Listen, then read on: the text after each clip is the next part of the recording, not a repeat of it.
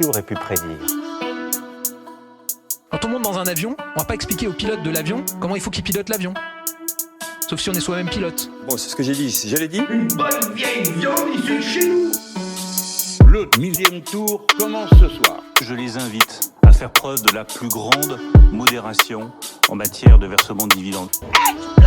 Ouais, c'est la rentrée du 1000e tour. Bonjour Yes. à toutes et à tous. Salut.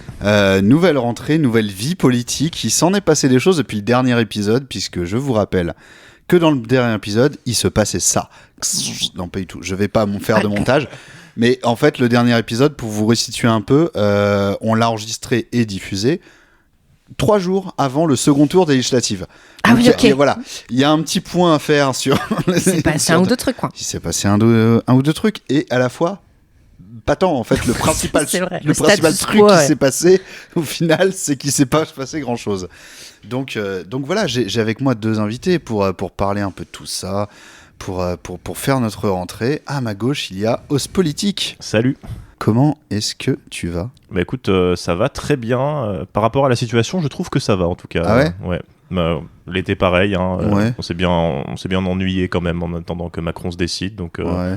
là, je suis plutôt content qu'il Tu soit n'as pas fait une décidé. petite trêve Jeux Olympiques, tu n'as pas rêvé dans Paris la belle, Paris la Non, j'étais Paris même la pas, propre. j'étais même pas à Paris, Ah j'étais oui. en vacances, donc non, j'ai pas rêvé dans la vraie vie, comme a dit Macron, Ah, malheureusement. Aïe, aïe. Et la rentrée, là, ça se passe bien. Donc, Os Politique, tu es journaliste, chroniqueur, tu fais des vidéastes, tu fais des vidéos principalement pour Blast, là, cette année. Il y a, évidemment, les portraits, c'est fini, je crois. Hein. Ouais, C'est il y a un le- nouveau format qu'on prépare. Ouais. Il y a un nouveau format. qui se Format prépare paysage. Exactement. Voilà. Ah, ça aurait été un bon nom, ça, en vrai. Qu'est-ce que je veux dire ? Oui, avec Maudit, toujours. Ouais, toujours avec Maudit. Avec Maudit, quelque chose qui se prépare. Et sinon, seul sur Blast, tu fais le courrier diplomatique du dessous des mondes. Exactement, Yes, CDDM, tout ça. L'épisode va arriver très prochainement, là, le premier épisode de la nouvelle saison. D'accord. Et le nouveau format arrive aussi très vite. Donc, Et je sais donc pas, ça, c'est des petites vidéos, c'est à peu près tous les 15 jours, hors vacances, quoi. Ouais, CDDM, c'est tous les 15 jours. C'est sur Ouais. un peu une revue de presse de l'actualité internationale. Et que c'est je très fais. cool. Bah, merci. J'aime beaucoup. J'ai tout vu. et puis après, en solo, la matinale sur Twitch, Ouais. ça continue. Ça continue, ça a recommencé là, mi-août. J'ai plus travaillé cette année grâce à Macron. Merci à lui. Donc, pour le mois de juillet, avec la dissolution et là, les Ah. tergiversations pour le gouvernement. Donc, j'ai terminé 2 semaines plus tard et j'ai recommencé 2 semaines plus tôt cette année. Donc, voilà, merci C'est à la lui. rentrée, oui. Ah bon. Les gens qui sont pas très actifs ont fait, je n'ai pas vu la différence. La notif de ta matinale, c'est le signe que je dois aller me coucher en général. Oui, c'est Aïe. ce que je dis. C'est que j'ai veillé trop tard. Il y a 2 teams dans la matinale. Il y a ceux qui ne sont pas couchés et il y a ceux qui viennent de se lever en général. Bonjour Lizzie Brune. Bonjour. Comment vas-tu ? Je vais bien. Je suis un peu fatiguée parce Oui, que j'ai fait un certain nombre de choses cet été, voilà, Ah oui. que vous avez pu voir récemment, comme par exemple Oui. mon vlog apolitique du Japon, Excellente vidéo. Très très bonne vidéo qui est sortie là il y a 3-4 qui est jours. sorti il y a 3-4 jours, Je sais pas quand va sortir 5-6 le- jours Voilà, quand voilà, vous c'est écouterez ça. le podcast à sa J'ai diffusion. essayé d'être Alors, smooth, de ne pas révéler les coulisses du tournage. Comment est-ce que tu définirais cette vidéo ? C'est vraiment plein de vidéos en une en fait. Mais c'est passionnant. Allez regarder cette vidéo. C'est très bizarre de dire allez regarder une vidéo et sans expliquer vraiment, mais tu pars de l'idée de faire un vlog au Japon, c'en est pas du tout un. Je me rends compte que en fait la meilleure version de cette vidéo, c'est la version qui ne sort pas. Et donc je me suis dit, D'accord. quelle est la deuxième meilleure version de cette vidéo que je peux faire ? Et c'est ce que D'accord. j'ai essayé de faire et j'espère avoir réussi. Donc en fait, ça mélange un essai sur le Voilà, voyage, le c'est tourisme. Une métacritique de la dissonance cognitive, voilà, avec des mèmes. Voilà. Plein Sur de le mèmes. fait que on a bien envie de voyager et puis on nous a quand même fait comprendre toute notre vie Et que puis en c'était même temps, vachement bien de découvrir le monde, et aujourd'hui on se dit mais l'écologie et le surtourisme c'est horrible. c'est toutes les contradictions du capitalisme. Et puis c'est aussi un peu, je tourne ça en dérision, le fait de dire qu'on vit dans une société, quoi, voilà. Surtout que que finalement ça va pas c'est très une vidéo loin. que tu as faite en partie avec un smartphone et un ordinateur. Donc, non, j'ai tout monté Voilà. sur pellicule. Ah oui, Ouais, Très bon guest d'ailleurs dans la vidéo. Hein, d'ailleurs. pellicule. très très bonne intro, rien que pour l'introduction de la vidéo. Mais vraiment au début, parce que bon, l'introduction de la vidéo, sans trop spoiler, Ça reprend les codes d'une ancienne émission. Et j'ai des gens qui m'ont dit qu'ils pensaient avoir misclick aussi. Moi, je pensais que... Non, j'avais compris que j'étais sur ta vidéo, mais je pensais que t'allais faire un montage d'un truc et tout. Et j'ai bugué quand j'ai entendu que c'était original, quoi. Bon, écoutez, le millième tour. Moi, j'avais envie qu'on commence par faire le point, qu'on reprenne là où on s'était arrêté dans le millième tour. Donc, il y a eu vraiment quelques jours avant le deuxième tour de la législative. On était ici sur ce même plateau c'était avec Célia et Camilla Kérédine. En mode, bon, ça sent quand même fort le FN. Si jamais c'est pas le RN, de toute façon, il sera très très fort, tout ça. Qu'est-ce qu'on fait derrière ? Bon, on était un peu en train de déprimer. Et puis ensuite, il y a eu la victoire de la gauche. Ouais. Moi, j'étais contente. Hein. Ouais. Bah, ouais. Moi aussi. J'étais... Ouais. Ouais, si, j'ai On était bu des contents. petites pintes. Voilà. On est allé à République, les gens ils lançaient des feux d'artifice. Il y avait gens qui sautaient de joie. Il y avait des gens qui sautaient de joie, il y avait des gens qui s'embrassaient et tout. Ouais, bon, on a peut-être été un poil naïf ce soir-là, mais bon, voilà, on a... Ouais, bah, après, moi, au moment des résultats, j'étais pas hyper enjoué, on va dire. J'étais rassuré. Ouais. Parce que là, c'était moins pire que prévu, mais c'est quand même un score historique Ça, c'est clair. du RN, quoi. Et effectivement, je sais qu'il y a 2-3 potes à moi qui étaient un peu dans la même situation, en mode rassuré, mais pas en mode c'est la fête, quoi. Ouais. J'étais pas dans ce mood-là en voyant les résultats, quoi. À Paris, il y avait vraiment... Tu fais la fête des fois ? Après la fête, je mangeais, il y avait un truc de fou, quoi. Ah ouais ? Non, mais je sais pas. Je te vois pas sauter de joie. Non, sauter de joie, non. Sauter de joie, non. Mais boire des pintes, oui. Ah oui, ça. C'est vraiment la définition de la fête. Oui, Avec bah, voilà. modération. Avec modération, bien sûr. Donc non, à Paris, il y avait quand même quelque chose qui se passait dans les bars où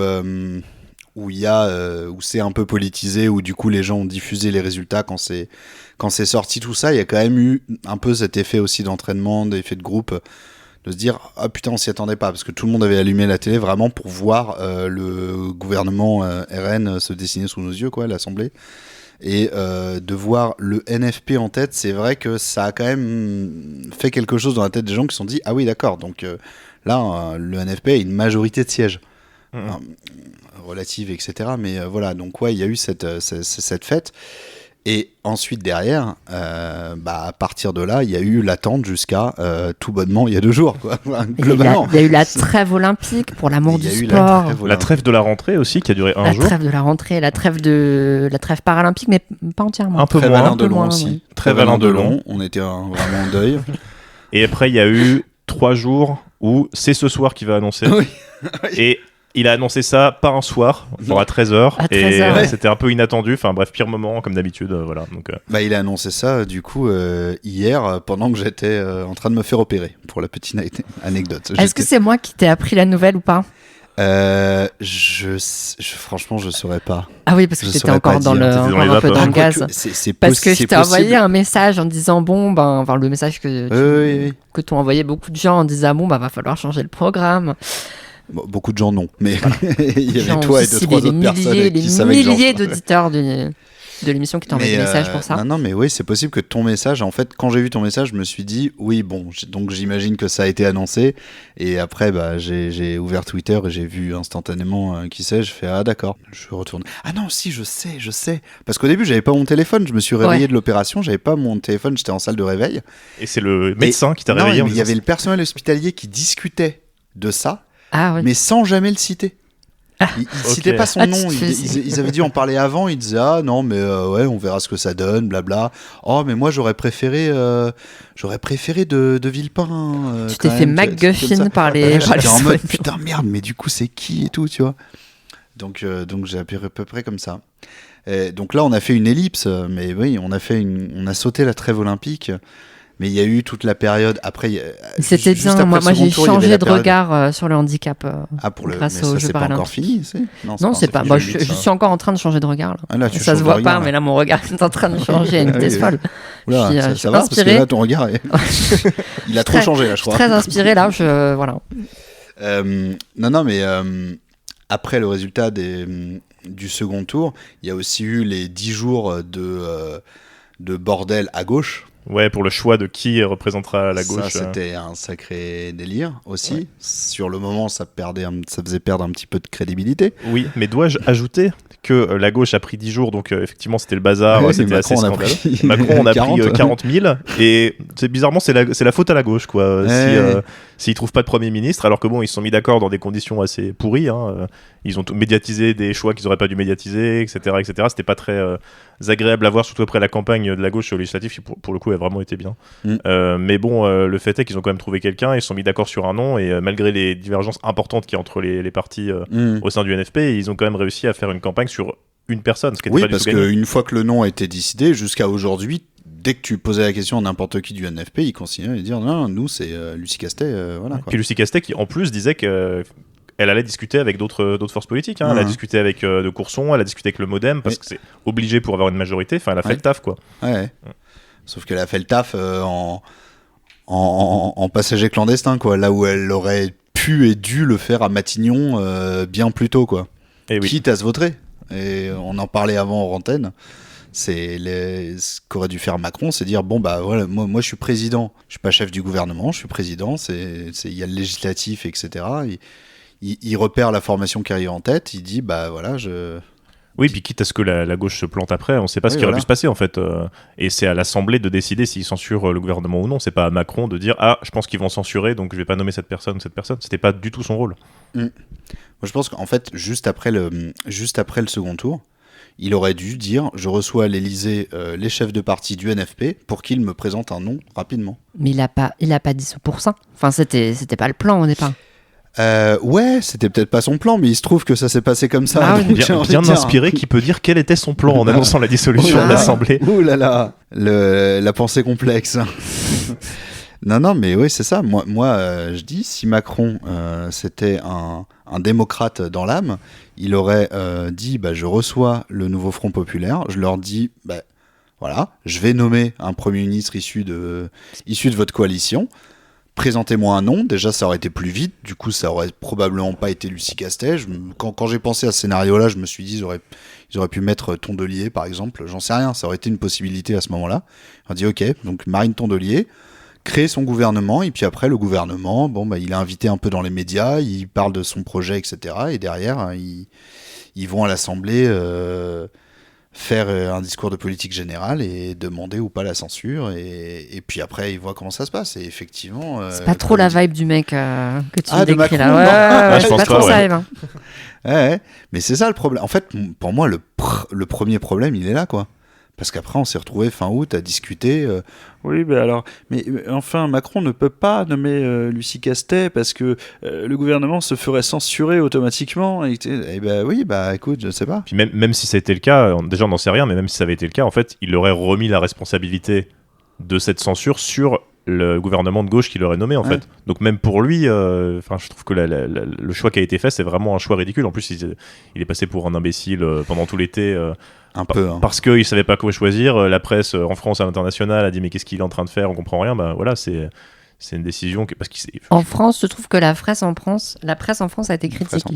Oui, une partie, pas Le Monde évidemment, si tu dis Le Monde a été critiqué, non, mais là, typiquement, tu vois, là, l'Obs et Libé ont fait. En vrai, même il y a même des bons chiens de garde qui étaient là, genre là, ces derniers jours, vraiment fin août, début septembre.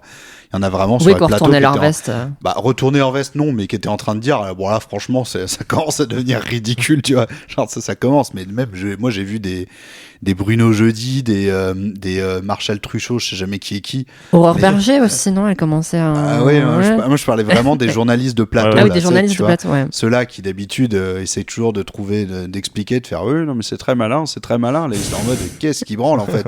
Qu'est-ce qui est en train de branler? C'est des gens qui sont très attachés aux institutions, je pense, et puis ils se sont dit ils respectent pas ce qui devrait être dans la 5ème République, et forcément. Et oui, Aurore Berger, elle a dit.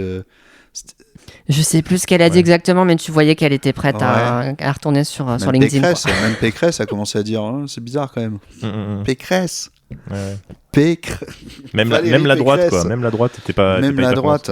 Mais c'est parce que déjà personne n'a compris sa décision de dissoudre l'Assemblée. Et après, les gens ont moins en moins compris sa non-décision de nommer un Premier ministre, quoi. Mais t'avais quand même des gens qui disaient ah ouais, non mais c'est brillant, non vous inquiétez pas, il a son plan et tout. Il avait quand même ses C'est vrai aficionados. qu'en fait, c'est vraiment les députés. Là, Ces enablers. Cet été, vraiment, en plus, les députés macronistes qui sont un peu plus haut dans le rang, eux, ils étaient en vacances, ils parlaient pas, ils avaient pas trop envie de se griller, etc.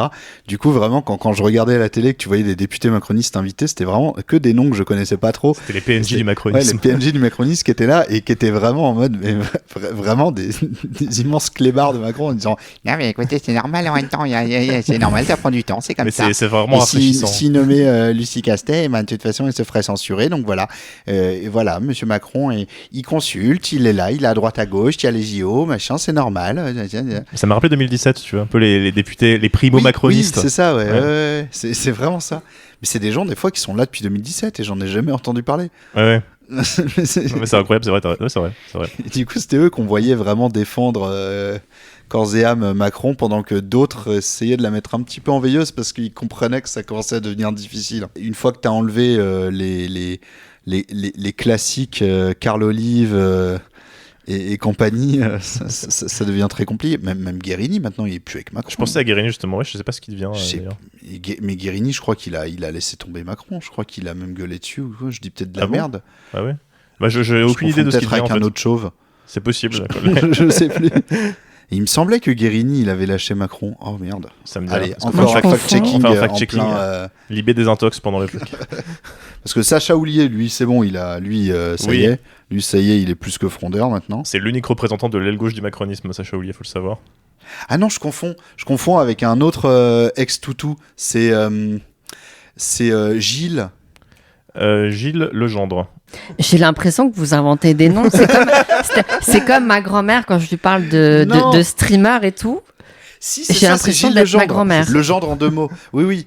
Okay. Gilles Legendre, oui. Gilles Legendre, en fait, le fameux. L'inénarrable. Gilles Legendre, c'était un député, vraiment, c'était. Je le connais de nom. C'est un député, il a un peu les joues tombantes et tout, tu vois, physiquement. Et lui, c'est quelqu'un c'est un macroniste vraiment de la première heure et qui était à fond. Enfin, Macron pouvait pisser par terre et il dirait oui, mais c'est normal. C'est normal. Quand on a envie de faire pipi, c'est bien normal, tu vois. Et il s'est passé un truc, je sais pas exactement quoi. En plus, j'ai un peu loupé cet épisode-là. Je l'ai retrouvé plus tard à chier sur Macron. Ouais, mais ils sont tirés dans les pattes pour les législatives à Paris, je crois. C'est un truc. Je crois que c'est un truc du genre. Ouais. Mais du coup, en fait, pour Guérini, en fait, j'en vante sûrement.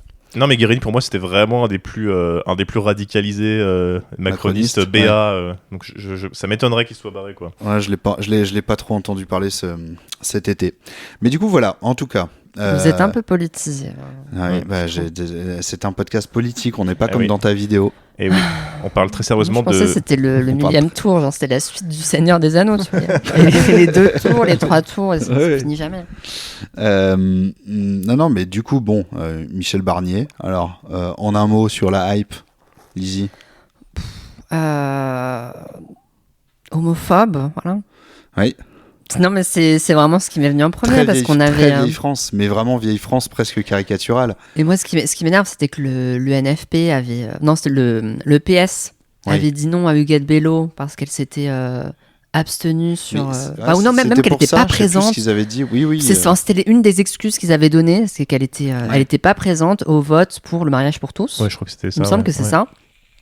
Et là, on se retrouve avec un mec qui a voté contre la dépénalisation de l'homosexualité dans les années 70. Ouais, mais c'était il y a longtemps, non 80 80 Ouais, 80. Ah oui, oui, ça c'était sous Mitterrand. Ouais, très vieille France. Tu le sens. Mais quand ça se sent, voilà, tu le sens quand il parle. Dans son discours, il a vraiment placé, je cite, oui, je suis très fier de ma femme qui s'est engagée pendant longtemps dans sa vie auprès des malades mentaux.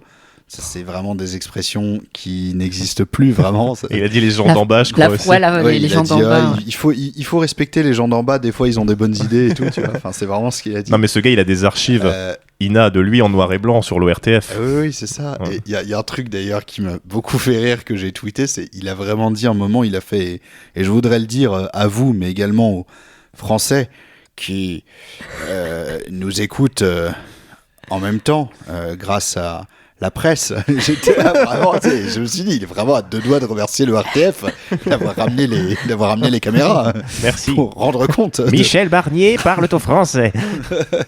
Je crois qu'il a pas 80 ans. C'est à peu près l'âge de Non, il a 75. Quelque chose comme 74. Ça. J'ai vu que Jean-Michel Jarre est plus vieux, alors qu'il fait quand même beaucoup plus jeune, parce que Jean-Michel Jarre, je ne sais pas comment il fait, mais Jean-Michel Jarre il fait super jeune. Oh oui, il fait super jeune, il a bientôt 80 ans. Mais non, il est très vieux. Michel Barnier, lui, il fait vieux. Oui. Alors, pas le physique, hein, mais il fait vieux. Quoi. Bah, il fait vieux, même les archives de lui à 19 ans, oui. il fait super vieux de base. Et donc voilà, à quoi s'attendre en tant que Premier ministre, à mon avis, à pas grand-chose. Juste, Macron, il a des idées de vieux, mais il est plutôt jeune. Bah là, on aura exactement le même programme de vieux, mais incarné par un vieux. Donc ce sera un peu logique, je sais pas. Il y a une vibe, Anne Chirac qui revient là. Ouais, un peu François Fillon dans le style, peut-être. Ouais. Je sais pas. On va voir, hein, dans mais les idées, ouais. Dans les idées, un peu droite réac, catho, un peu traditionnel à l'ancienne. Et à la fois avec l'aspect européen qui fait que ça va être vraiment encore plus aligné sur Bruxelles qu'avant. Ça, c'est une crainte des gens. Est-ce que ça dépend aligné sur quoi. Si c'est sur tous les trucs budgétaires, etc. Là, il y aura pas de.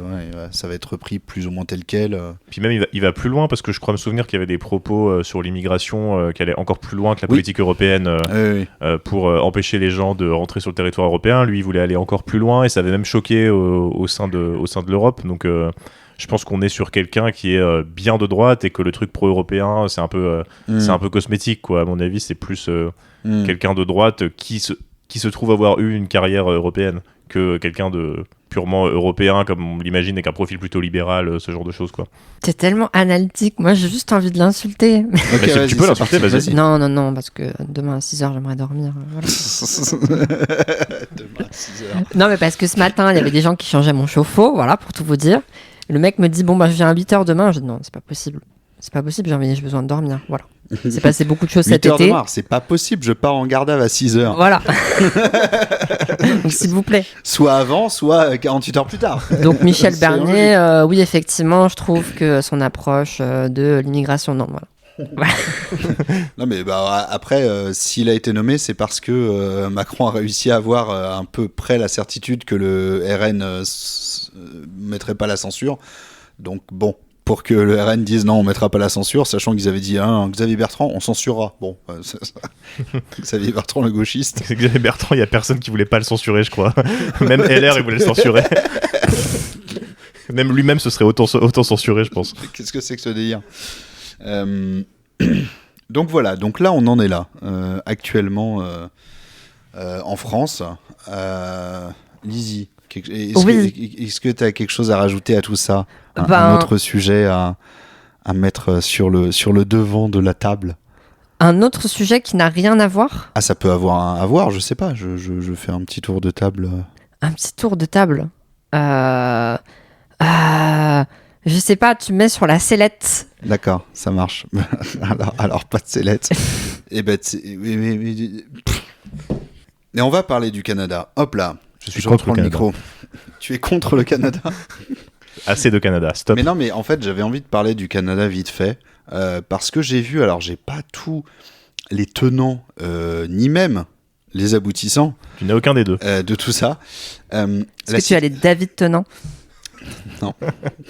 J'ai pas non plus les David aboutissants. Les aboutissants.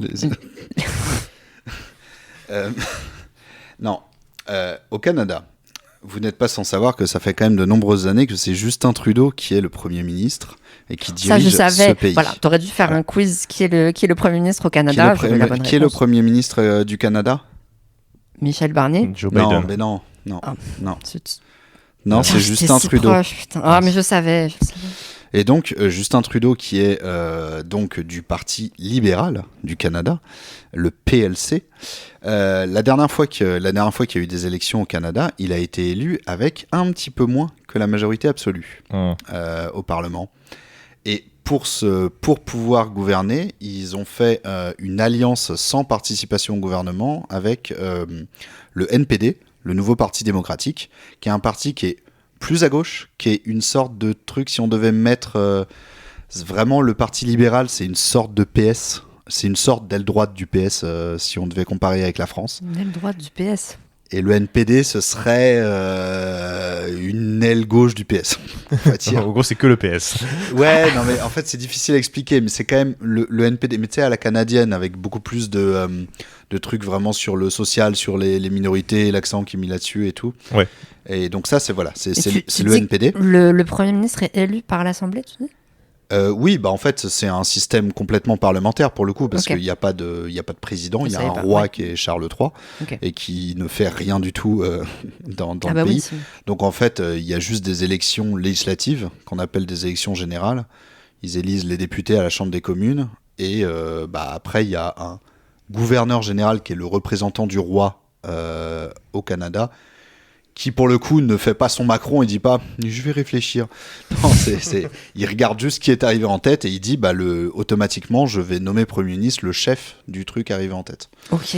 Et donc en l'occurrence Justin Trudeau. Bizarre comme système. Qui avait du coup étrange, trop N'importe quoi. n'importe quoi. Il n'avait pas la majorité absolue. Du coup, il s'est allié donc il y a quelques années là avec le NPD dirigé par Jagmeet Singh, sachez-le. Et Je suis très heureuse de l'apprendre. Mais non, mais attendez, parce que là, le truc, là où je voulais en venir, c'est que le NPD vient, là ça date d'hier, Jagmeet Singh a dit nous retirons notre participation, notre soutien à ce gouvernement. Donc en fait, Justin Trudeau se retrouve en minorité, il est fort probable. Bêta-coq par le parti avec qui s'était allié. Exactement. C'est terrible. Et Je me sentirais trop mal. Il s'était allié sans avoir de ministre au gouvernement, juste ils assuraient de pouvoir voter les trucs, tout ça. Sauf qu'en fait, le NPD reproche au Parti libéral de s'être méga droitisé, en fait, tout simplement. De pas du tout tenir ses promesses sur l'accueil des réfugiés, sur l'inclusion, sur des trucs comme ça. Et donc, ils disent, voilà, on participe plus. Sauf que, du coup, ça fait qu'il se retrouve en minorité, ça fait qu'il va peut-être devoir déclencher des nouvelles élections, Justin Trudeau. Sauf qu'en face, il y a un parti qui est en train de grimper, qui est le Parti conservateur du Canada. Donc, c'est l'autre parti, l'alternance habituelle. Sauf que, et ça, c'est vraiment une situation très inédite dans beaucoup de pays, bizarrement, le Parti conservateur du Canada, qui historiquement était un truc de droite lambda un peu naze, il est dirigé par un tendance libertarien, anti-vax, Ça alors beaucoup plus d'extrême droite, etc., qui s'appelle Pierre Poilievre. Et c'est vraiment quelqu'un qui s'est révélé évidemment pendant le Covid, qui a beaucoup été dans les trucs des manifestations. Ils avaient fait les convois de camions pour dire non aux restrictions. Ouais, les convois de la liberté, c'était ça. Hein. Ouais, les convois de la liberté.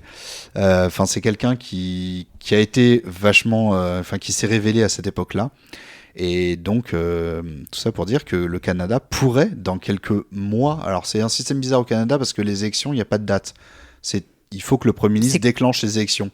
Traditionnellement, Ils font ça tous les 4 ans, mais non, et donc il est possible qu'ils disent j'ai plus la majorité absolue, je peux plus faire passer mes trucs, je déclenche des élections parce que je peux plus rien faire, et du coup on se retrouve encore avec ce genre de personnage, parce que évidemment il y a la possibilité que Trump revienne aux États-Unis, il y a en Argentine Javier Milei qui est là, il y a eu Bolsonaro au Brésil, il y a eu l'opposition au Venezuela qui est sur cette ligne là aussi.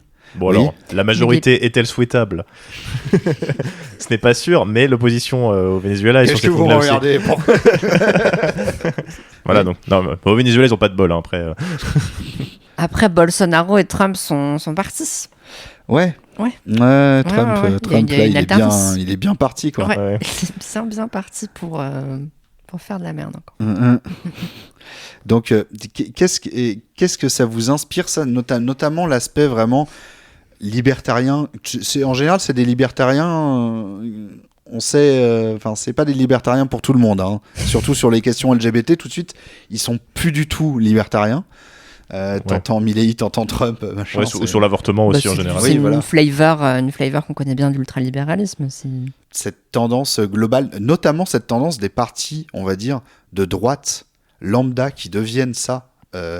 C'était le cas aux États-Unis, c'est du coup en train de devenir le cas au Canada, c'était le cas en Amérique du Sud. En Europe, je sais pas si on a des exemples. On a l'AfD en Allemagne qui était un espèce de regroupement un peu populiste qui n'était pas forcément d'extrême droite à la base, qui est devenu d'extrême droite, mais vraiment limite néo-nazi, quoi, voire carrément néo-nazi pour certains de ses membres. Après, moi j'ai l'impression qu'il y a toujours un peu une différence entre le courant libertarien sur le continent américain et ce que nous on a comme extrême droite en Europe. Alors peut-être que c'est une impression, mais mais ça finit pas par s'importer au bout d'un moment, ouais. Ça s'importe, mais il y a toujours des modifications, ça s'importe jamais tel quel, ce genre de choses. Tu vois, ce que fait Milei en Argentine, c'est carrément privatiser tous les services publics.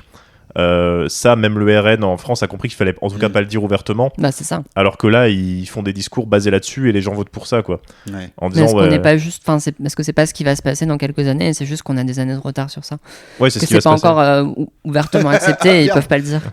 Je suis d'accord avec toi, c'est ce qui va se passer. C'est juste que dans les discours, ils sont beaucoup plus radicaux sur ce genre de choses, les libertariens, et aussi sur... il y a un peu le côté crypto, le côté vie libre, plus aucun impôt. Il y a un peu cette espèce d'utopie anarcho-capitaliste là, un peu chelou qu'ils ont un petit peu dans ce courant-là, que moi je retrouve pas trop à l'extrême droite en Europe. C'est aussi de parler de candidats anti-système. Ouais, alors que ça veut rien dire anti-système. Si, ils sont contre le système, donc ils privatisent tout le système. C'est ça. Ils transforment le système. Tu es anti-système alors que tu vis dans le système. étrange. Mais donc voilà, ça fait un peu flipper là pour le Canada. Surtout que ça promet une Amérique au global qui pue potentiellement quand même grave la merde si genre dans un an toutes les planètes, les mauvaises planètes s'alignent là. Parce que le Brésil a priori c'est combien de temps les mandats au Brésil? Je sais pas. Présidentiel c'est 4-5 ans. C'est Lula encore là? Ouais, c'est Lula. Ouais. J'ai cru que t'avais dit Boulard. Non, c'est pas Boulard. Le Boulard de Lula. Boulard. C'est toujours Boulard. Mais le Brésil, il faut reconnaître qu'ils ont mieux géré que les Américains, puisque il s'est enfui, Bolsonaro. Il y a eu des vraies poursuites judiciaires. Il y a eu une vraie réaction. Mais Trump aussi a eu des poursuites judiciaires. Mais Trump, ils n'ont pas réussi à le faire s'empêcher de se présenter à la présidentielle, alors que Bolsonaro, ça me paraît mal embarqué. Hein. Ouais. Je savais pas, parce que je l'ai vu qu'il la ramenait pas trop, mais je savais pas trop où ça en était, monsieur le spécialiste de l'international. Après, je suis pas spécialiste de l'international, si, mais vous êtes spécialiste de l'international de tous les pays. Je connais tous les pays. Non, mais moi j'ai l'impression qu'au Brésil, ils ont été beaucoup plus fermes par rapport parce que Bolsonaro aussi a fait une tentative de coup d'État à Brasilia. Il y avait eu un envahissement du Parlement. Oui, il y avait un truc quasi similaire. Ouais. Et sauf que là, les sanctions étaient beaucoup plus fermes. Et Bolsonaro s'est barré pendant un moment aux États-Unis par peur des poursuites. Alors que Trump, il y a des poursuites, mais il a jamais été véritablement inquiété et personne n'a jamais véritablement cru qu'il allait être empêché de se présenter à la présidentielle. Moi je pensais quand même un peu. Hein. Ouais. Parce qu'il y avait une procédure de destitution même à titre postérieur. Il était déjà plus président, mais il y avait toujours une procédure de destitution qui tournait. Je me disais, ça, j'y crois pas trop. Mais il a été condamné finalement pour trahison? Non, il n'a pas été condamné. Mais même la procédure de destitution ou même de trucs, tu sais, pas forcément une condamnation, genre de la prison ou quoi, mais une procédure qui aboutit, quoi, qui dit, il y a un jugement qui dit, vous avez ceci, cela, vous avez provoqué l'insurrection ou je ne sais pas quoi.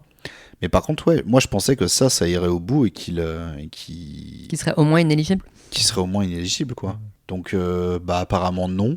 Non, mais il est candidat normal. Candidat normal.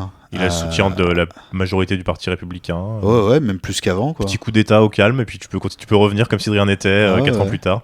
Donc, ambiance en Amérique. Donc voilà, je voulais un petit peu parler de ça.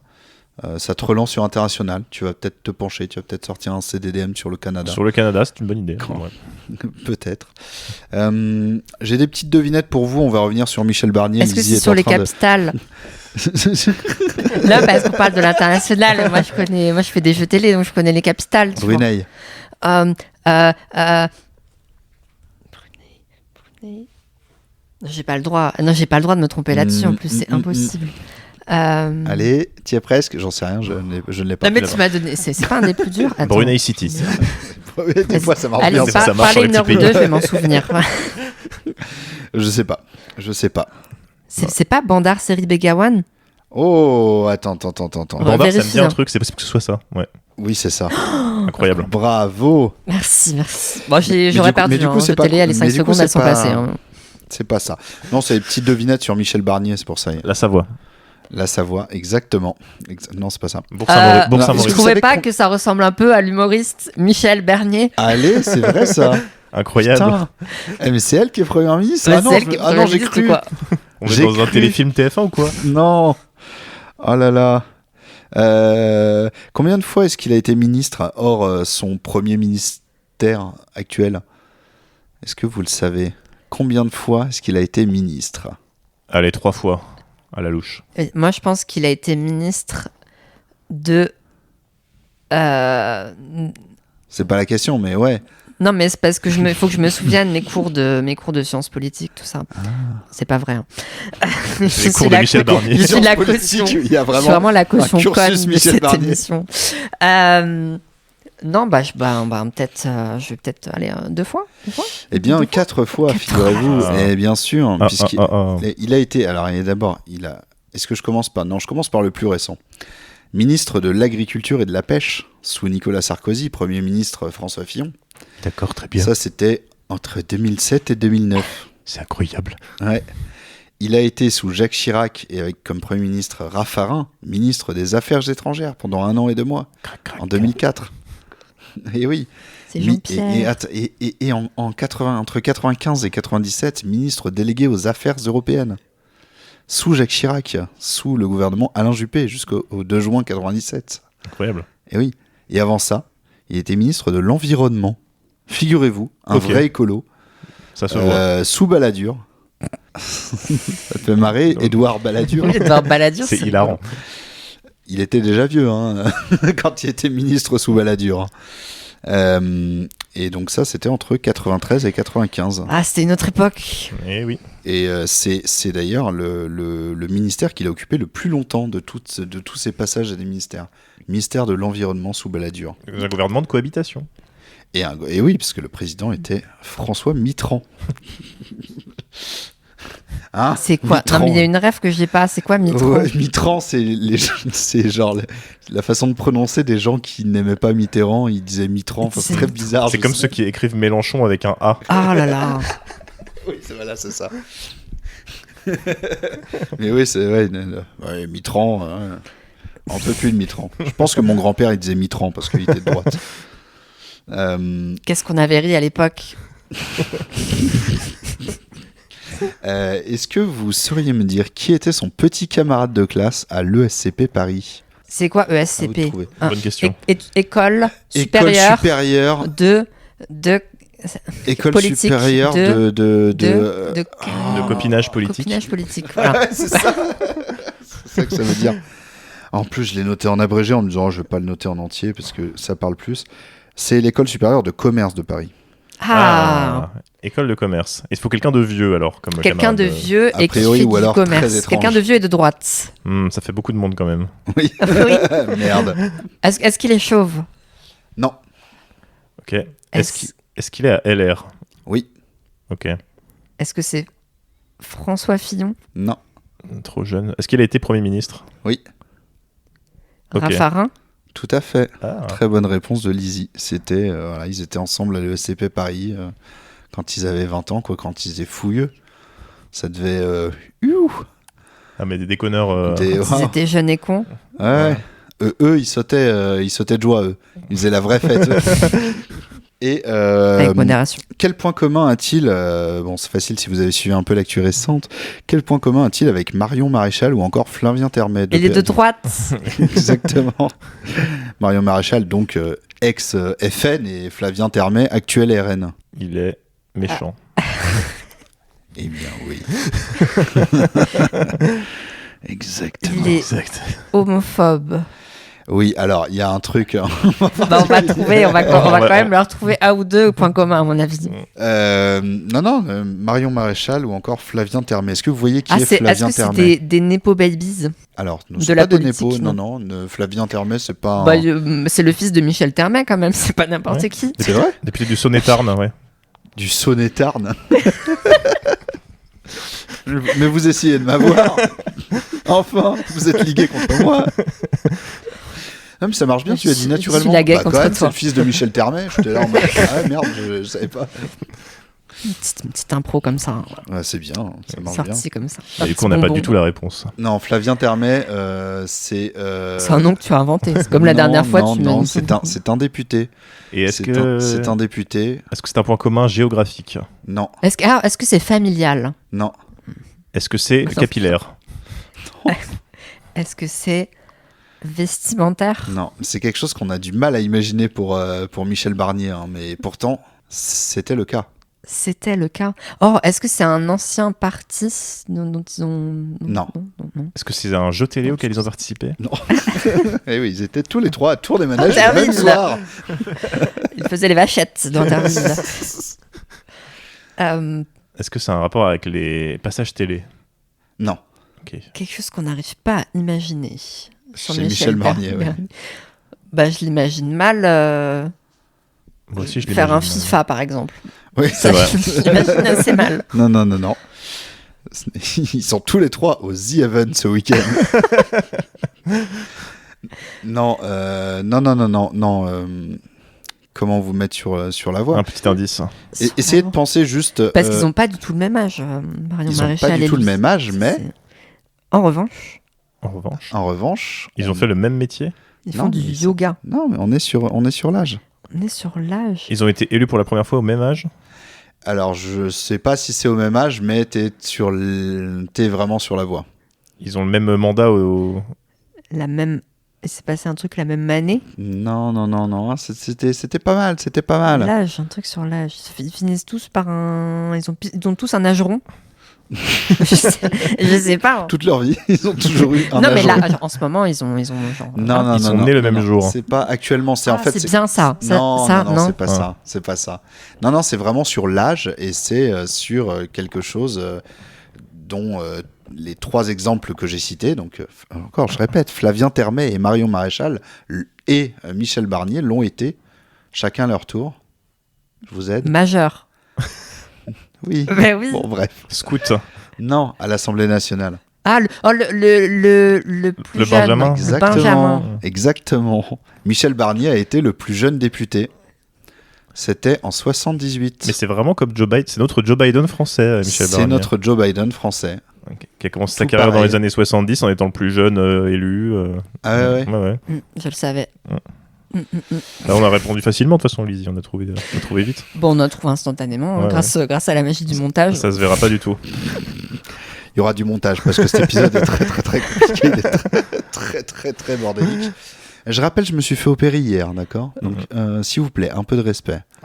J'ai actuellement... Excusez-moi, pardon monsieur, désolé monsieur.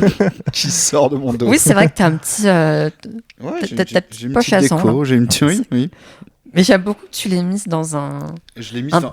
C'est quoi? C'est un sac en bandoulière, ça s'appelle comment? Ouais. Un sac à sang. Un sac à sang. Vous voulez voir? Mais c'est pas un sac à sang médical, c'est vraiment... Enfin, il l'a mis dans un truc en bandoulière, là. Oui, mais à l'intérieur... Je trouve ça très stylé. Oui, à l'intérieur, c'est dans une bouteille de cristalline. C'est vraiment... J'ai été opéré dans le service public. Hein. On a plus de poche, c'est pas grave. Ils ont mis un Capri-Sun, ils ont juste planté la paille dans le Capri-Sun et dans mon corps, et c'est parti. J'avais fait de l'ULM comme ça, vous avez remplacé une vasque par vraiment une bouteille de cristalline coupée en deux. De l'ULM? Ouais. C'est quoi? Les avions. Le truc d'avion, oui, c'est ça. Ouais. Mais c'est quoi la vasque d'un ULM? Je sais pas du tout parce que je ne fais pas d'ULM moi, c'était quelqu'un qui m'avait emmené là-dedans et j'étais absolument terrifiée. Mais il y avait un truc qui n'était pas censé être en plastique et qui avait vraiment été remplacé par une demi-bouteille de cristalline. Ouais, des fois, Ouais. On fait avec ce qu'on a et ça marche très bien. C'est à moi que tu dis ça. Et ça a toujours bien marché. C'est pas les woke qui vont nous empêcher de mettre des cristallines dans les ULM. On pourrait plus aujourd'hui à cause de woke. Déjà, prendre l'avion comme ça, là, juste pour s'amuser. Bon, moi, je vois pas le problème. Petit tour du monde l'année prochaine. Petit tour du monde. Ouais. Dis-moi, tu ferais pas des petites refs à une vidéo que tu aurais sortie il y a 4 jours jamais de la vie. Sur ta chaîne Lizzie Brine et qui sera linkée dans le descriptif de ce podcast. Jamais de la vie. Tu as sorti une vidéo, Lizzie? Oui, ma vidéo. Où puis-je la retrouver? De bourgeoises blanches qui essayent de se dédouaner de partir en voyage, voilà. Exactement. C'est comme vraiment ça qu'elle est décrite par. Comme ça qu'elle est décrite par ses détracteurs. Je vais sortir vraiment cette vidéo, vraiment juste pour me justifier. Parce que tout le monde était au courant que j'étais partie en plus. Du coup, j'ai dû me justifier. Mais alors les millions d'abonnés étaient au courant de mon départ. ta vidéo, du coup, là, m'a convaincu à lancer la vidéo d'avant que j'avais jamais osé cliquer parce que j'étais terrifié par le temps. La vidéo de 4h28. Ah oui, je l'ai pas regardé. Ah bah ça, c'est... Oui. Mais du coup... Mais c'est... Alors, figure-toi que... ça m'a mis dedans. Enfin, je me suis dit, ok, là, j'ai regardé, je dois en être à 2h, mais c'est en cours de lecture. On n'écrit pas, enfin, c'est en tout cas, en ce qui me concerne, t'écris pas une vidéo en te disant, elle va durer 4h28. Si j'étais partie... c'est une vidéo qui a été faite en 3 couches. Donc, t'as la première couche où j'ai fait mon petit sujet.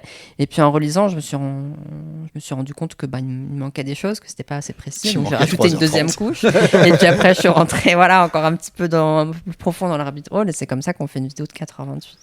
Mais c'est beaucoup trop long et ne faites pas ça chez vous. C'est un coup à finir en burn-out. Et celle-là, c'est une vidéo qui part de la série de 2018 sur Sabrina la sorcière. En gros, l'adaptation de ça. Oui, l'adaptation Netflix. L'adaptation Netflix de ça, que j'ai pas vu, mais ça part vraiment de ça pour s'étendre sur dans 1 tous milliard les de sens, sujets. Voilà, sur le féminisme, sur le lesbianisme, les sorcières dans la fiction, les sorcières, voilà. Je ne vais pas vous donner le vrai thème de la vidéo. Des fois avec des blagues et des jeux de mots, ça arrive. Et il me semble que le vrai générique de début, avec le vrai nom de la vidéo, ça affiche au bout d'1h30, quelque chose comme ça. C'est un JRPG le truc. C'est impossible que tu l'aies pas. Oui, c'est exactement ça. T'en as à 40 heures de jeu là. Ah d'accord. Vous êtes sorti du petit monde de début. Réveille-toi. Hein. Tiens, voici l'épée pour pouvoir taper les ennemis. Bon, alors, j'ai préparé un petit jeu encore. Ah. Oui, j'aime bien les jeux. J'ai préparé un petit jeu. C'est les capitales. Oui, la France. Paris. Exactement, Paris la belle. Paris, magique. Paris la grande. L'ambiance. Les gens qui sont partis là. Oh, vous ratez. Ah bah, piste cyclable. Alors, oh là là. Moi j'étais là. Ça veut dire que je suis une personne agréable à vivre. Dans la vraie vie. Tout le monde était heureux du coup à Paris. Je sais pas, j'étais chez moi en train de souffrir. En fait, j'ai préparé un truc avec ChatGPT là cette fois-ci. Oh là là. Eh oui, mais je vous explique pourquoi. Parce qu'en fait, cet été, à un moment, il y a eu un truc où une espèce de petite mode de site qui proposait de roaster des comptes Twitter. Ah oui.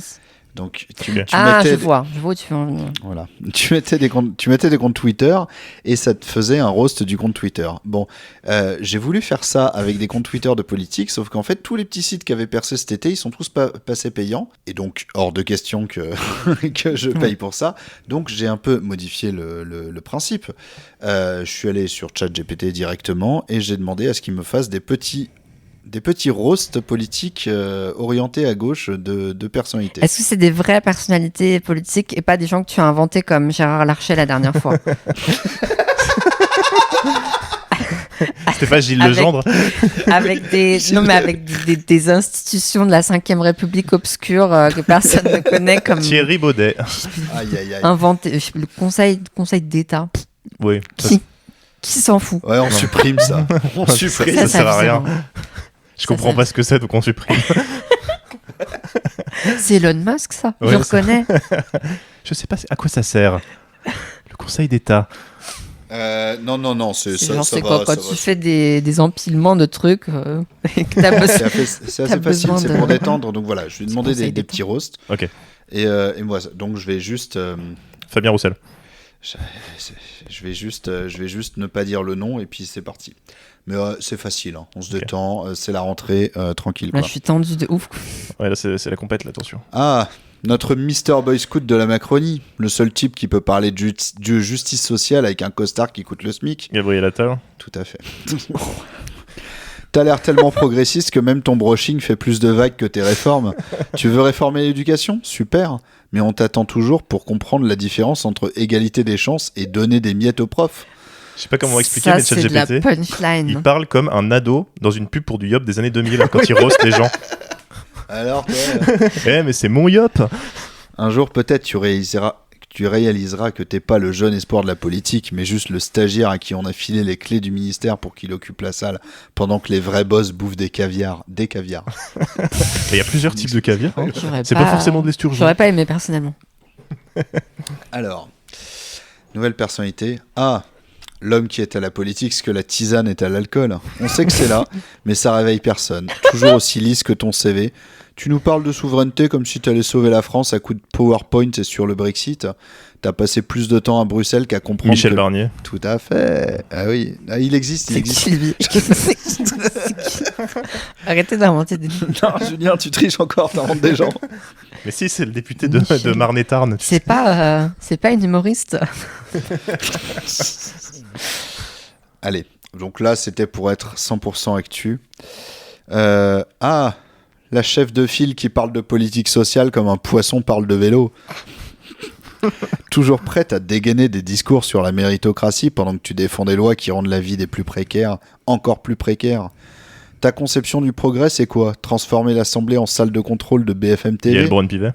Ah non. T'es tellement aligné avec la Macronie que même ton sens critique a pris sa retraite anticipée. Berger ? Exactement, c'est Aurore Berger. Voilà comment ChatGPT voit Aurore Berger. Quand je lui donne un petit Il la voit un peu de gauche, c'est bizarre. J'ai dit, je vous ai dit, il n'y a pas de mystère. J'ai dit, fais-moi des roasts d'une dizaine de lignes sur ces politiques avec un prisme de gauche. Avec un prisme. Ah oui, d'accord. Oui. Et il a compris que la personne était de gauche, quoi. Ah non. Parce qu'il dit des politiques sociales et tout. Ah non, mais oui, mais ça dit ça en mode entre deux tweets, machin. Entre deux tweets sur la démocratie et le dialogue social, on t'attend toujours pour comprendre que défendre l'ordre établi, c'est pas exactement un acte de bravoure. Ok. Ouais, non, mais j'entends. J'entends. Bon. Alors, l'éternel ouvrier révolutionnaire qui a l'air de sortir tout droit d'un apéro militant. Poutou. C'est bien lui. C'est fastoche comme jeu, on y va tranquille. T'es le seul mec qui arrive à faire campagne avec un budget plus serré que le plan social d'une multinationale. Toi, t'as pas besoin de costard ni de promesses en l'air, t'as juste ton t-shirt, ton franc-parler et une envie de tout faire péter façon Mad Max du syndicalisme. Ok. Ton programme, c'est un mélange de Robin des Bois et tout le monde en grève. C'est pas mal. Robin des Bois et tout le monde en grève. C'est vraiment... C'est un vrai slogan. J'ai deux mesures. Déjà, on prend tout aux riches et on donne aux pauvres et tout le monde en grève. Mon programme, c'est tout le monde en grève. Ça fait aucun sens. Si vous m'élisez, ce sera la grève générale. Mais bon, au moins toi, t'es sincère. Pendant que les autres déjeunent avec des lobbyistes, toi, t'as des sandwichs SNCF en grève à la main. Des sandwichs SNCF en grève. La ref aux années 80. Oh, la merch. T'es le gars c'est la merch ultime. T'es le gars qu'on aime bien, mais qu'on sait tous qu'il finira avec 2% et une bière à la main pour fêter ça. C'est réel, hélas. C'est vrai. Une autre personne. L'avocate devenue maire qui gère sa ville comme si c'était... Hidalgo. Non. Alors, bon. Avocate. L'avocate devenue maire qui gère sa ville comme si c'était un plateau de télé-réalité. T'es passé de la place Vendôme au conflit de quartier avec le même glamour que ta collection. C'est Rachida Dati. Sa ville étant le 6e arrondissement. C'est la maire d'arrondissement, voilà, de Paris. Tous les élus, la moitié des élus sont avocats, c'est compliqué juste avec la profession. C'est ça. Entre deux punchlines en conseil municipal, tu trouves encore le temps de rappeler à tout le monde que t'es une femme forte, comme si on avait besoin d'un rappel à chaque interview. Tu parles de sécurité comme si t'allais régler les problèmes à coups de talon aiguille. Un poil sexiste. Pourquoi je lis ça avec la voix de Roussel. Ça a dérapé là. Je lis ça avec la voix de Roussel dans ma tête. Tu vas régler sécurité comme si t'allais régler les problèmes à coups de talon aiguille. Mais pas raison. Tu le fais bien, hein, déjà bien. Je tiens un petit Roussel. C'est pas mal. Mais en fait, j'ai remarqué depuis longtemps déjà que Roussel, il y avait un petit peu de la voix française de Bruce Willis. Ah. Je vois le truc, ouais. Tu vois, il faut ajouter ce petite... Je cherche son nom, mais c'est terrible. Poivet. Patrick Poivet, ouais. Le ministre de mec du Québec, là, qui veut mettre des vaccins. C'est un truc de trivia encore, mais j'aurais perdu. J'aurais pas eu le point. Pierre Poilièvre. Oui, c'est ça. Pourquoi il fait la voix de Bruce Willis alors qu'il est québécois? Je comprends rien. Tu inventes des noms encore. Je crois. Bruce Willis. Putain, je note. Donc nouvelle personne. Hein. L'écrivain en herbe coincé dans un ministère. Bruno Le Maire. Voilà. Ouais, Chiappa.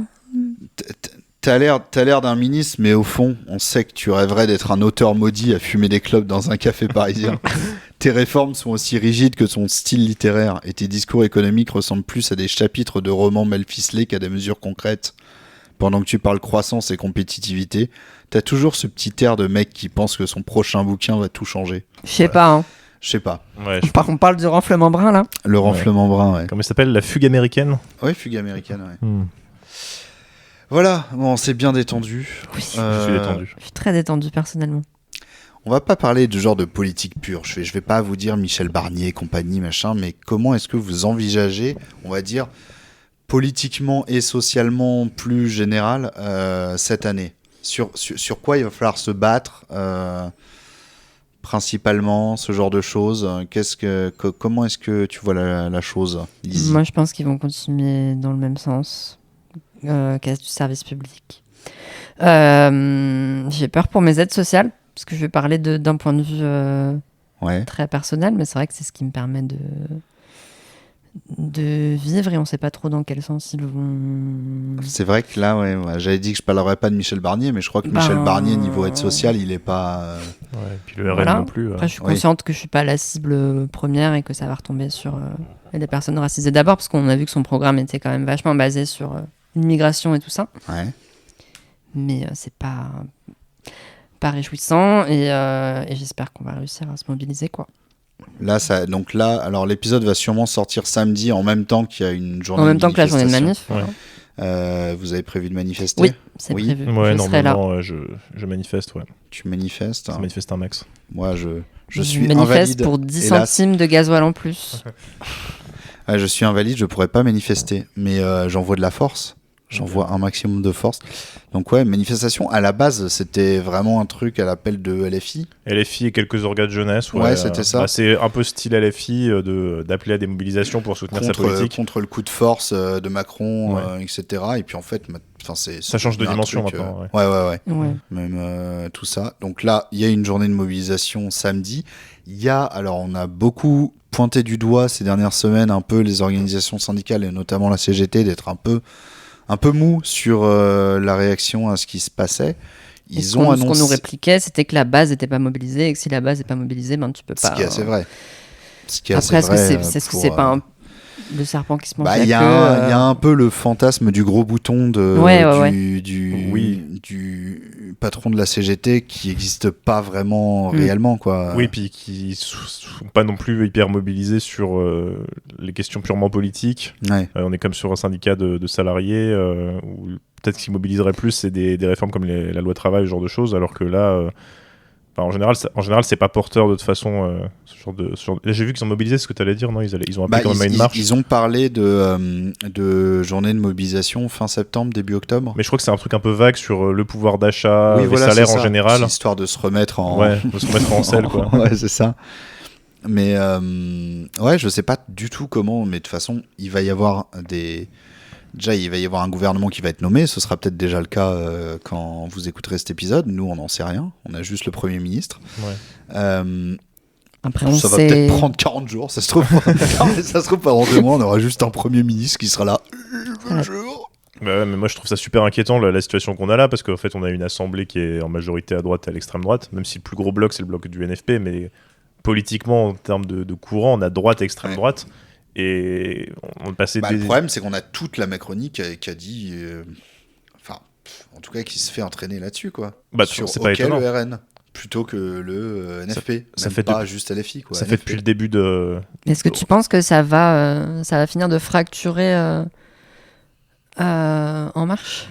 J'en sais rien. Il y en a certains qui vont partir. J'en sais rien, mais ça fait depuis longtemps qu'on dit que Macron il fait des appels du pied à l'extrême droite, qu'il prend des mesures qui sont d'extrême droite. On peut penser à la loi immigration. Aujourd'hui, je trouve pas si étonnant de voir qu'il s'accommode totalement de voter avec l'extrême droite et de soutenir un gouvernement qui ne peut fonctionner qu'avec les voix de l'extrême droite. C'est pas surprenant. De toute façon, le centre et la droite s'allient naturellement avec l'extrême droite. C'est quelque chose qu'on voit depuis des années.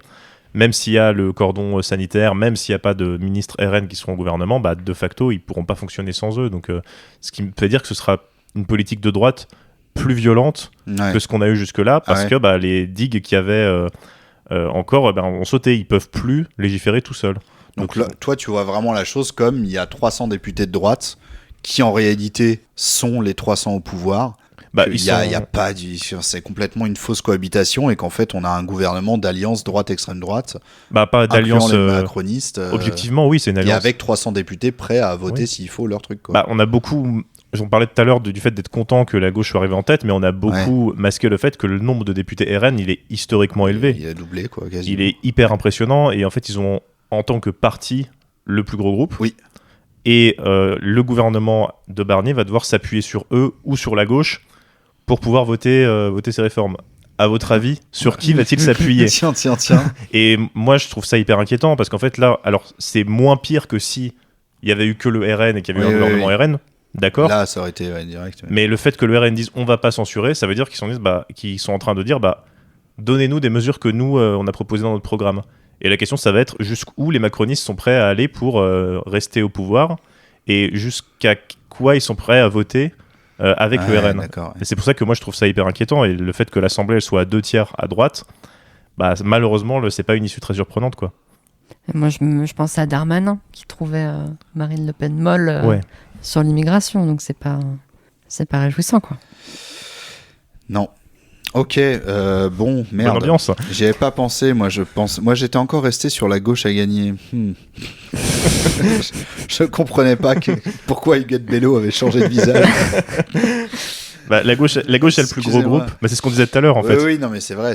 Non, mais c'est vrai. C'est que malheureusement notre il y a 2/3 à droite et effectivement si on enlève les coalitions et qu'on prend les partis, on a clairement le RN qui a le plus gros groupe. Mais nous, à gauche, ça fait des années qu'on alerte sur le fait que la droite s'aligne de plus en plus sur l'extrême droite. Ne soyons pas surpris qu'aujourd'hui, la droite présente un gouvernement qui s'aligne sur l'extrême droite. Damn. Moi, ce qui m'a surprise, c'est que certains députés LR appellent à faire barrage contre l'extrême droite. C'est plutôt dans ce sens-là que ça m'a surprise. Et pour moi, c'est cosmétique, quoi. C'est par principe, on fait barrage quand il y a un scrutin, mais sur le fond. Si en fait, si le RN propose une mesure d'extrême droite, ils vont peut-être pas la voter, mais si la Macronie propose la même mesure pour faire plaisir au RN, là ils la voteront quoi. Oui, c'est ça. On a vu avec la loi immigration. Si la loi immigration c'était une proposition de loi RN, il y aurait eu des macronistes qui l'ont voté et qui seraient allés dans les médias dire oh c'est honteux ça c'est l'extrême droite, ça fait peur, ça fait très peur. Nous c'est pas ça. Là, c'est littéralement la même chose proposée par Macron et c'est mais c'est pragmatique. Ou alors Michel Barnier est un trotskiste infiltré depuis le début. Vraiment depuis le début, avec un plan sur le long terme. Vraiment depuis la vidéo de Lina là. On verra ça. Écoutez, on verra ça. C'était un petit épisode comme ça de rentrée pour faire le point. Petit épisode feel good. Petit épisode feel good pour se remettre sur les rails, tout ça quoi. J'aime beaucoup les rails personnellement. Alors pas dans ce sens-là. C'est scandaleux. J'aime beaucoup les trains. Voilà, c'est ce que je voulais dire. Oui, je n'aime pas ce que vous sous-entendez. Ouais. C'est vrai que tu aimes les trains. J'aime beaucoup les trains. Comme vous pouvez le voir dans la dernière vidéo de Lizzie. Exact, il y a tout un passage où ça parle de ça. C'est vrai. Beaucoup de trains. Voilà, bref. Merci à vous d'être venus dans le 1000e tour. Merci à toi pour l'invitation. De rien à vous. Merci. Comme je disais, là, pour les auditeurs et auditrices, c'est un petit épisode de rentrée, un peu histoire d'accompagner ce nouveau gouvernement, etc. Je pensais faire la rentrée du 1000e tour plus tard que ça. Mais du coup, on est reparti là maintenant. Donc, petit épisode tranquille. Vous avez vu, la formule, elle n'a pas énormément changé, mais il y a quand même des trucs qui sont prévus pour la suite. Abonnez-vous au podcast, partagez le podcast, laissez un pouce bleu, activez la cloche. Tous les pouces bleus du monde. Parce que voilà, on a quand même un présentateur qui a donné de sa personne. J'ai donné de ma personne. Qui a écrit le programme en sortant d'une opération, donc voilà. C'est réel. C'est réel. Ça, et du coup, oui, il y a des petites annonces sur le podcast. Par exemple, les cornflakes, céréales. D'accord. Alors, je vais couper ton micro le temps que je fasse mes petites annonces. Non, mais il y a des annonces sur le podcast qui vont arriver. Il va y avoir des... Je vais péter un plomb. Je vais péter... Vraiment... Voilà, allez, hop. Voilà, il y a des petites annonces. Il va y avoir notamment le retour d'un financement participatif dont je vous parlerai plus en détail la prochaine fois parce que les ficelles ne sont pas encore ficelées. Voilà. Et il y aura en annexe de ce podcast un nouveau projet que je vous tease tranquillement ici même. Et ça va arriver courant du mois octobre. Personne dit ça. Le mois octobre. Octobre, le mois. Ouais, courant du mois d'octobre, il y aura une nouveauté qui n'est pas liée à ce podcast, mais que je suis très content de vous présenter. Voilà, j'ai hâte. Merci à Ospolitique et Lizzie Breen d'être venus en fait. Merci pour l'invitation. Jusqu'à ce studio du millième tour. En plus, merci à toi. On a mangé, on a plein de choses. Ouais. On est trop bien accueillis. On est très bien accueillis avec des pizzas. C'était bon les pizzas. Oui. Je très les ai bonne faites pizza. moi-même. J'ai très hâte de la finir à la pizzeria. Moi je l'ai fini comme un énorme glouton. Allez, merci à toutes et tous. Au revoir. Bisous.